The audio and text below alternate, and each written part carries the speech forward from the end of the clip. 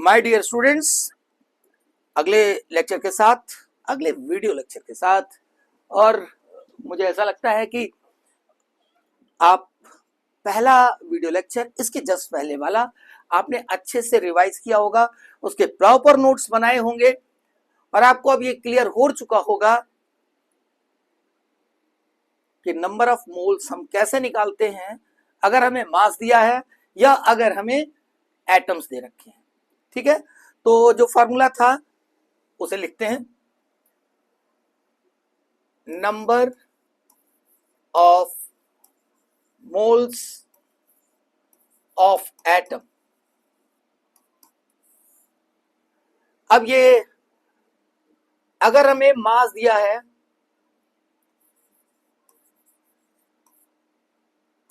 ग्राम में, नीचे हम लिखते हैं molar mass of atom.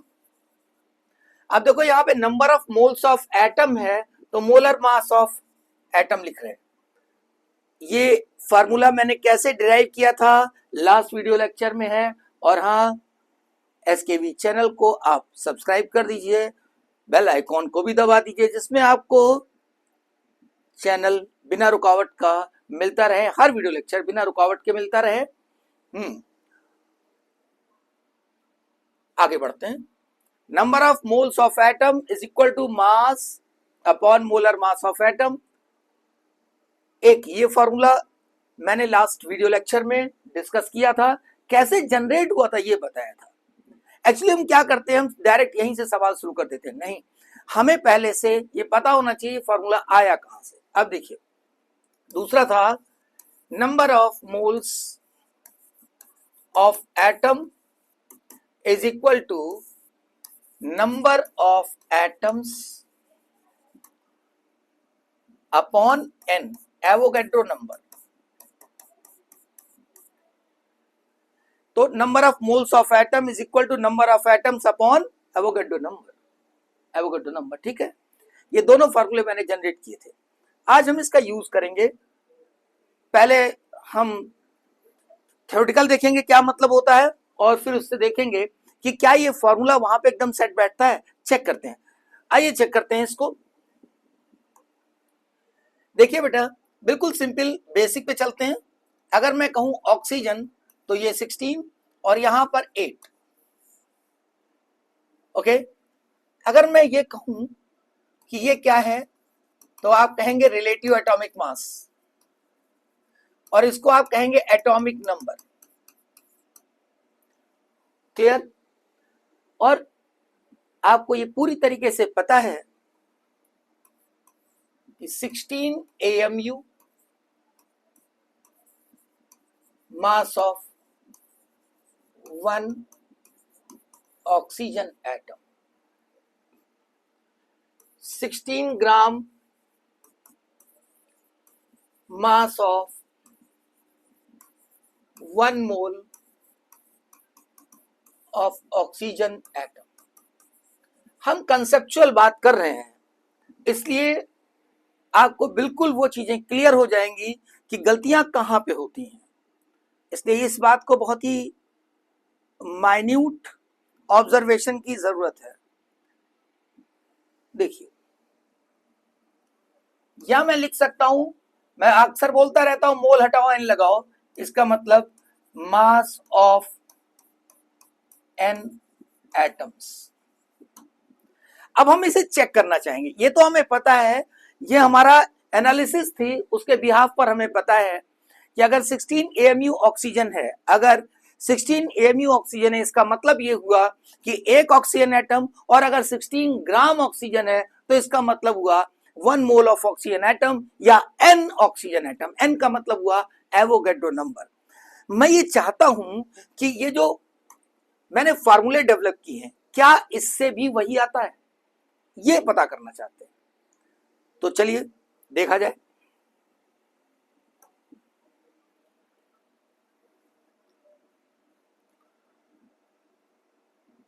Number of moles of oxygen atom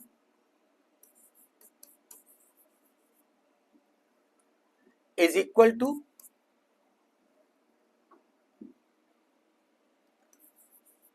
mass in ग्राम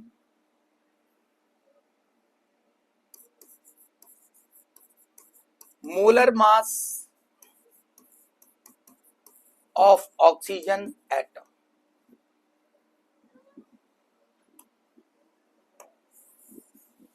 मैं यहां से इसको हटा करके यहां पे लिख रहा हूं,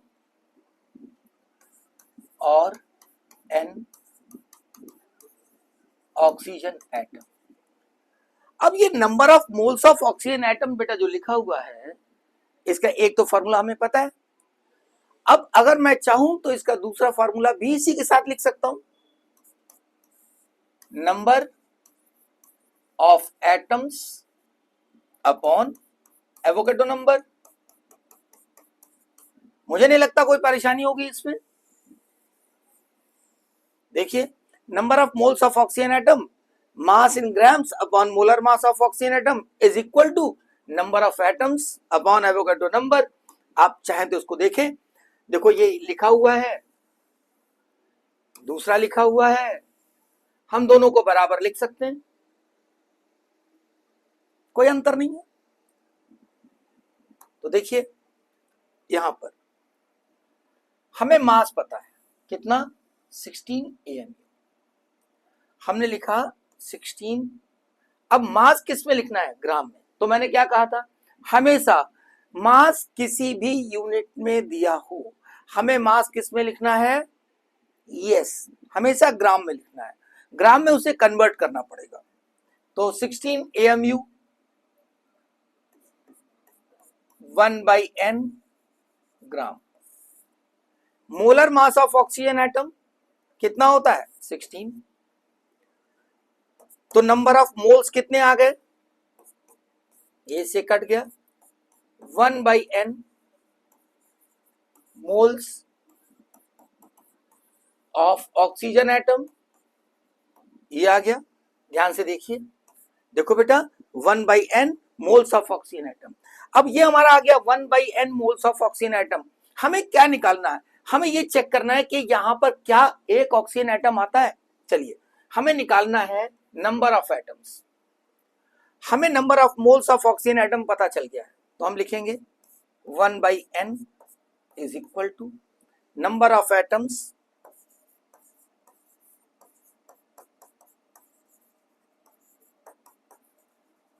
अपॉन n। n, ये n कट गया, कितना आ गया, number of oxygen atom is equal to 1 आ गया।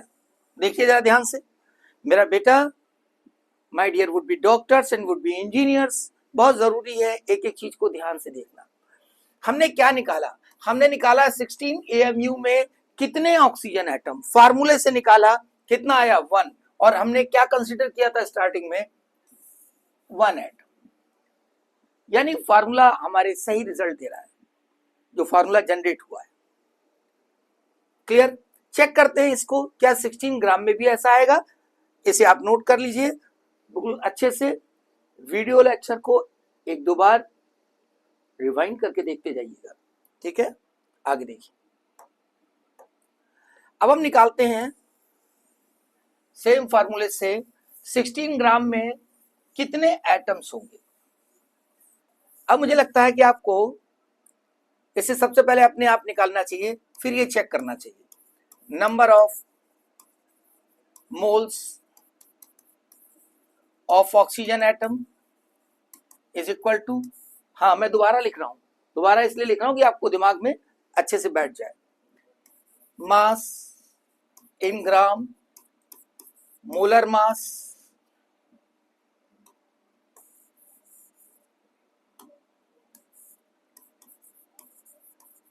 मोलर मास, अब मैं पूरा नहीं लिख रहा, molar mass of oxygen atom, number of atoms upon n। अब दिमाग में आपके बैठ गया, अब इससे काम हो सकता है। मास हमें कितना पता है, 16 ग्राम, हमने लिख दिया। मोलर मास कितना है, 16। अब यहां में कोई चेंज करने की जरूरत नहीं है। Number of atoms n। अगर देखा जाए तो number of oxygen atoms in 16 ग्राम, 16 ग्राम था ना 1, यानी कितने आ गए बेटा n। n ऑक्सीजन एटम देखिए यहां पर n ऑक्सीजन एटम 16 ग्राम में कितना है n ऑक्सीजन एटम, यानी 1 मोल, 1 मोल लिखा है n ऑक्सीजन एटम्स लिखा है, वही आ रहा है।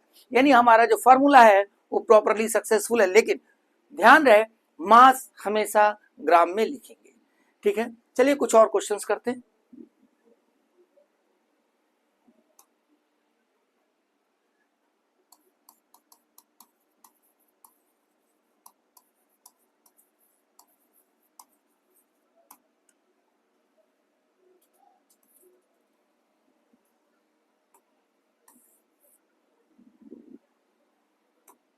Number of moles of atom,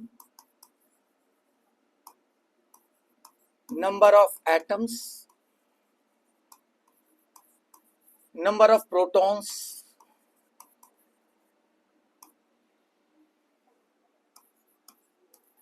number of electrons and number of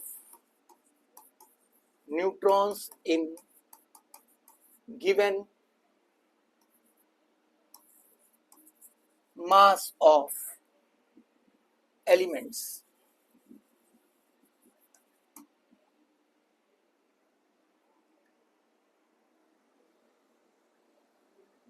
दिख रहा है ना अच्छे से? ठीक है, अब मैं लिख रहा हूं पहला 9.6 ग्राम ऑफ ऑक्सीजन। ये सब समझना बहुत इंपॉर्टेंट है। ये जब मैं number of moles of molecule पढ़ाऊंगा, इसका अगला जो लेक्चर होगा उस समय आपको ये समझाऊंगा कि अगर आप इसको ठीक से नहीं पढ़ेंगे तो कंफ्यूजन्स कहां पर होंगे। ये बात बहुत इंपॉर्टेंट है। ठीक है,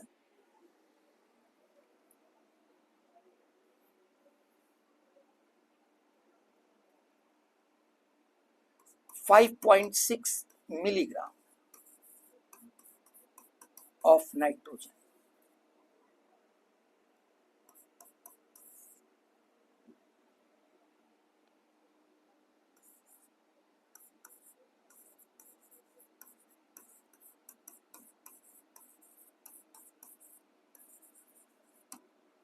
.310 AMU of phosphorus,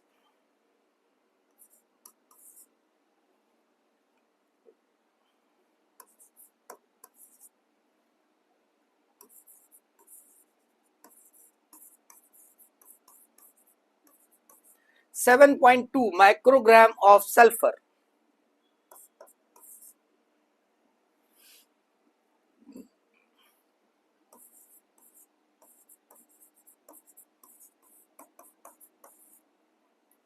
ये मैंने दी है। अब हमें इसमें क्या क्या निकालना है? Number of moles of atom, number of atoms, number of protons, number of electrons, number of neutrons, ये इतना निकालना है, जबकि हमें मास दे रखा है। तो सबसे पहले तो इसके लिए पूरे फार्मूले डेवलप कर लिए जाएं। ठीक है, फिर मैं इसी पर आपको क्वेश्चंस बताना शुरू करूंगा। देखिए बेटा,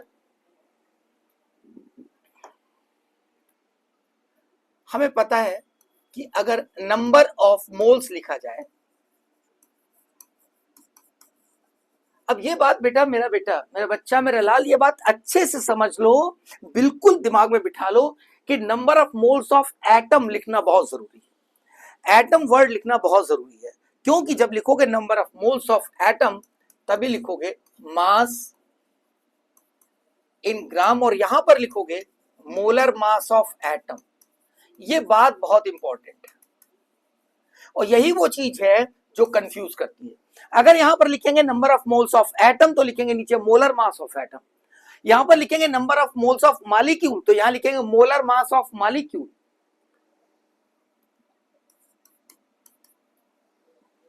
क्योंकि मोलर मास एक ही चीज है, वो एक जनरल टर्म है। Molar mass of atom, molar mass of molecule, molar mass of electron, molar mass of ion, ये ध्यान रखिए। तो यहां पर लिखा है number of moles of atom, ठीक है, नंबर ऑफ एटम्स। अब देखिए यहां एटम लिखा है, यहां एटम, यहां एटम्स लिख दिया गया, अपॉन एवोगैड्रो नंबर, ये हम लोग बात कर चुके। अब जैसे ही हमारा नंबर ऑफ एटम्स हमको पता चल गया, हमें ये पता चल गया कितने एटम्स आ रहे हैं, अब हम कुछ भी निकाल सकते हैं। देखिए नंबर ऑफ प्रोटॉन्स, अब एक एटम में, जल्दी बताइए, एक एटम में कितने प्रोटॉन होते हैं? बिल्कुल सही, जितना एटॉमिक नंबर है, यानी atomic number is the number of protons in one atom, ठीक है। तो atomic number into number of atoms, यानी एक एटम में कितने प्रोटॉन्स है उसको नंबर ऑफ एटम से मल्टीप्लाई कर दो, नंबर ऑफ प्रोटॉन्स आ जाएंगे। नंबर ऑफ इलेक्ट्रॉन्स सेम, क्योंकि न्यूट्रल होता है। नंबर ऑफ न्यूट्रॉन्स क्या होगा बेटा? ये होगा नंबर ऑफ एटम्स, तो हमारा यहां से निकल आया, और इसके बाद यहां पर लिखेंगे हम mass number minus atomic number,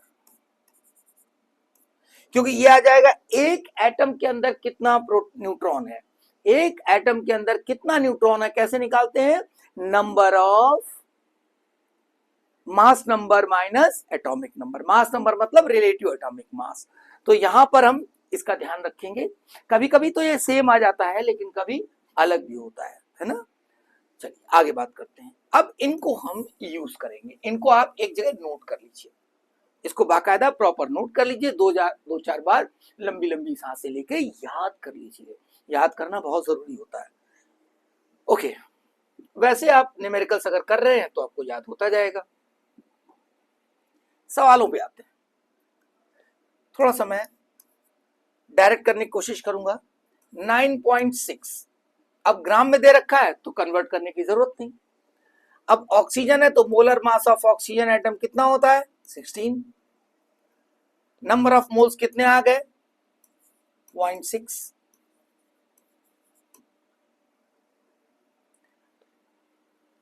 point 6 moles आ गए, आया कि नहीं आया? देखिए 9.6 अपॉन 16, तो 0.6 मोल्स आ गए। अब अगर मोल्स पता चल गए तो फार्मूला नंबर ऑफ एटम्स निकालने के लिए क्या होता है? Number of atoms upon N, ठीक है। तो हम क्या लिखेंगे, मैं यहां पे कर रहा हूं, फिर उसको हटा के करूंगा। 0.6 बराबर number of atoms upon N, तो नंबर ऑफ एटम्स कितना हो जाएगा बेटा? 0.6 n हो जाएगा। ये बात समझ में आ रही है?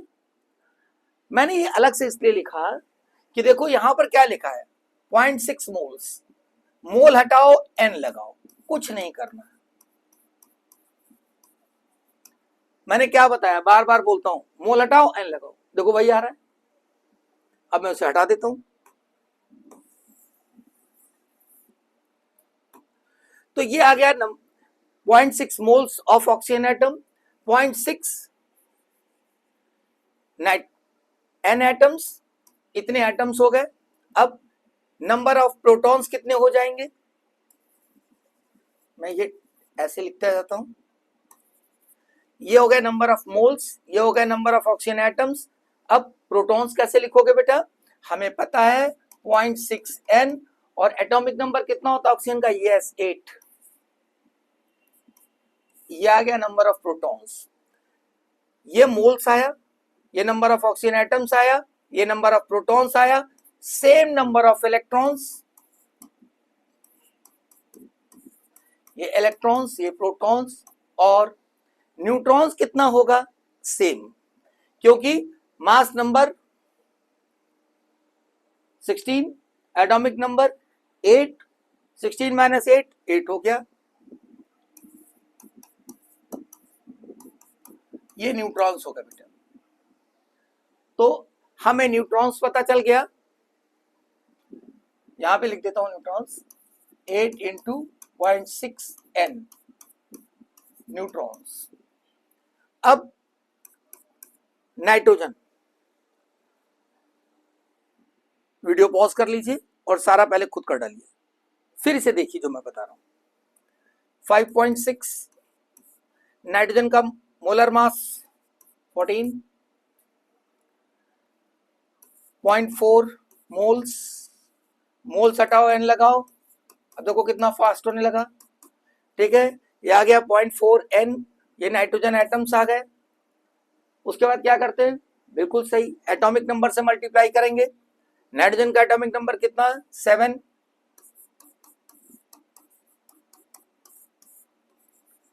ये क्या आ गया, यस, प्रोटॉन्स आ गए। इतने ही इलेक्ट्रॉन्स होंगे, जितने प्रोटॉन उतने ही इलेक्ट्रॉन और उतने ही न्यूट्रॉन्स। क्यों, क्योंकि mass number minus atomic number same आता है। फास्फोरस यहां पर दिया है 310 AMU। अच्छा, एक चीज यहां पर थोड़ी सी गलती हो गई है, यहां पे मिलीग्राम दे रखा है, ध्यान रहे बेटा, यहां पर दे रखा है मिलीग्राम में, तो हमें इसे ग्राम में चेंज करना है। तो हमें यहां क्या करना पड़ेगा, 10 की पावर -3 करना पड़ेगा। ये मिलीग्राम में दे रखा है तो 10 की पावर -3 लिखेंगे, तो ये कितना हो जाएगा, 0.4 इंटू 10 की पावर -3 मोल। ये हो जाएगा 0.4 इंटू 10 की पावर -3 n। ये एटम्स हो जाएंगे, बस यहां पर 10 की पावर -3 और हो जाएगा, यही प्रोटॉन्स हो जाएंगे, ये इलेक्ट्रॉन और न्यूट्रॉन। क्योंकि हमें यहां पर क्या करना पड़ेगा, ग्राम में इसको चेंज करना पड़ेगा। जो भी मास लिखा हुआ है you must change into the gram, इसको आपको ग्राम में ही लिखना है बेटा। अब देखिए फास्फोरस की बात करते हैं। फास्फोरस में AMU में दे रखा है, हमें ग्राम में लिखना है, ये मिस्टेक नहीं होनी चाहिए। तो देखिए 310/n,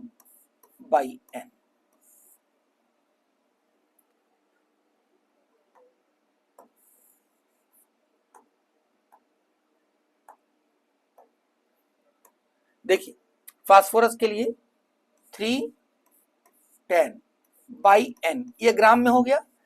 अगर AMU में दे रखा है, अगर AMU में दे रखा है और अगर ग्राम में चेंज करना है तो कैसे करते हैं, हाँ बिल्कुल सही, एवोगाड्रो नंबर से डिवाइड कर देते हैं। अब ये ग्राम में आ गया। फास्फोरस का एटॉमिक मास कितना होता है, रिलेटिव एटॉमिक मास 31, तो हम किससे डिवाइड कर देंगे, molar mass of phosphorus atom, it is 31। तो कितना आ गया, ये आ जाएगा बेटा 10/n मोल्स, ये आया 10/n मोल्स। 10/n मोल्स आ गया। अब मोल्स हटाओ, n लगाओ, अगर एटम्स निकालना है तो 10/n इंटू n, ये एटम्स आ गए, n कट गया, 10 फास्फोरस एटम्स। देखो 310 AMU कितना आ गया, 10 फास्फोरस एटम्स आ गया। जरा इसको एक बार चेक करें, देखिए यहां पे करके दिखाता हूं। यह फास्फोरस 31 रिलेटिव एटॉमिक मास,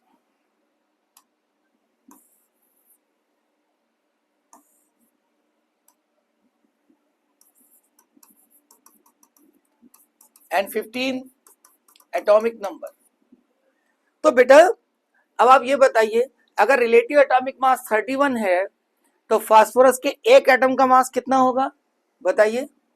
मैंने क्या बताया था कि अगर एक एटम का मास लिखना है तो उसमें क्या करो, रिलेटिव एटॉमिक मास में सिर्फ AMU लगा दो। ये क्या हो गया, it is the mass of one phosphorus atom. तो एक फास्फोरस एटम का मास कितना, 31 AMU, तो 10 का कितना हो जाएगा, 310 AMU। यानी ये 10 एटम्स का 10 फास्फोरस एटम्स का मास आ गया। ठीक है, अच्छा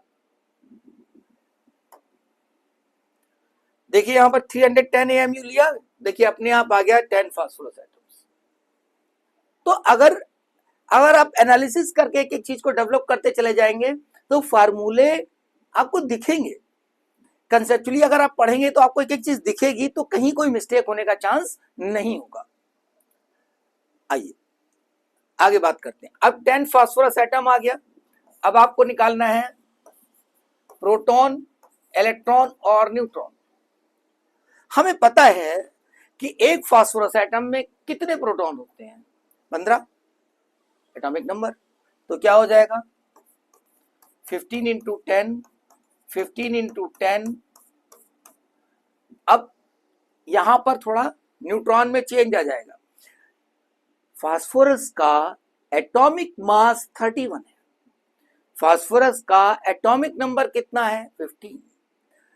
तो नंबर ऑफ न्यूट्रॉन्स एक एटम में कितना आएगा 31 माइनस 15, यानी ये हो जाएगा 16 into 10। Protons 150, electrons 150 and neutrons 160। देखिए ध्यान से, इसको वीडियो को पॉज करिए, इसको बोल बोल कर रिवाइज करिए फास्फोरस का जो मैंने बताया। अब देखिए मैं ये ऊपर कहां हटा रहा हूं,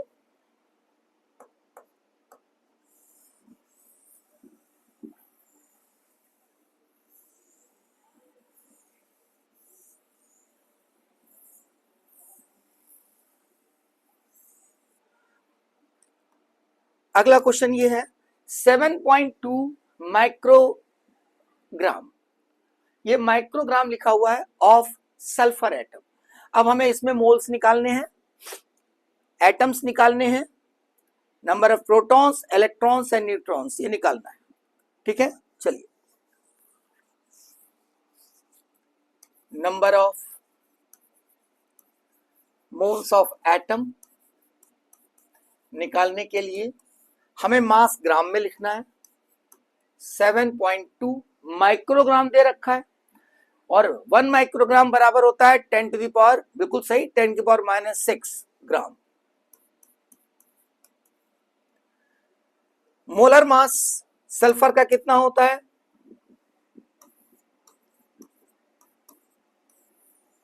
molar mass of sulphur atom is 32।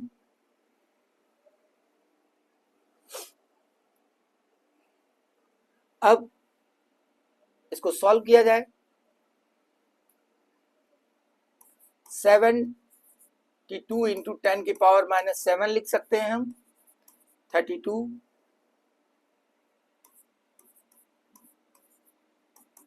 9/4 into 10 की पावर -7,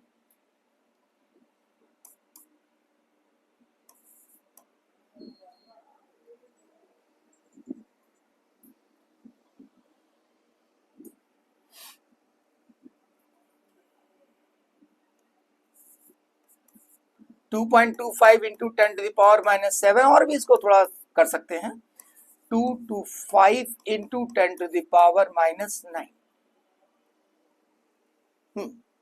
ये मोल्स आ गया, ये मोल्स आ गया। अब अगर हमें ये पता चल गया कि सल्फर के मोल्स कितने हैं, यानी मोल्स ऑफ सल्फर, हमें निकालना क्या है, मोल्स तो निकाल लिए, अब एटम्स भी निकालना है, प्रोटॉन्स भी निकालना है, इलेक्ट्रॉन्स न्यूट्रॉन्स भी निकालना है। तो अब यहां पर हम क्या करेंगे, 225 इंटू 10 टू द पावर -9, और हम ये बात कर चुके, मोल्स हटाओ, हाँ मोल्स हटाओ एन लगाओ, तो मोल्स हटाओ एन लगाओ, ये क्या हो जाएंगे सल्फर एटम्स, क्योंकि टाइम थोड़ी है। अगर आपको दिमाग में एक बार बैठ गई बात कि मोल्स हटाओ एन लगाओ, एन हटाओ मोल्स लगाओ, तो सीधे सीधे काम करना शुरू करिए। ये आ गए सल्फर एटम्स। और हाँ, प्रोटॉन्स निकले क्या करते हैं, अगर प्रोटॉन्स निकालना है तो हम क्या करते हैं, एटॉमिक नंबर से हम मल्टीप्लाई कर देते हैं, किसको, नंबर ऑफ एटम्स को, बिल्कुल सही। तो अब एटॉमिक नंबर कितना है 16, तो 16 into 225 into 10 to the power -9 into n, ये आ गए प्रोटॉन्स। मेरा बेटा, मेरा लाल, मेरा बच्चा, इतने ही इलेक्ट्रॉन्स होंगे और इतने ही न्यूट्रॉन्स होंगे। क्यों उतने न्यूट्रॉन्स क्यों होंगे? इसलिए क्योंकि mass number minus atomic number उतना ही है, 16। क्या मेरी बात समझ में आ रही है? ठीक है, अगर ये बात समझ में आ रही है तो ये क्वेश्चन पूरी तरीके से आपको खुद करना है। हीलियम का relative atomic mass 4, atomic number 2 खुद करिए और नेक्स्ट वीडियो लेक्चर में इसका सोल्यूशन देखिए। हाँ, एक बात सुनो, वीडियो लाइक कर दिया? लाइक कर दो, नीचे बढ़िया कमेंट लिखो, झमाझम एकदम बरसता हुआ। ठीक है, ओके, बाय।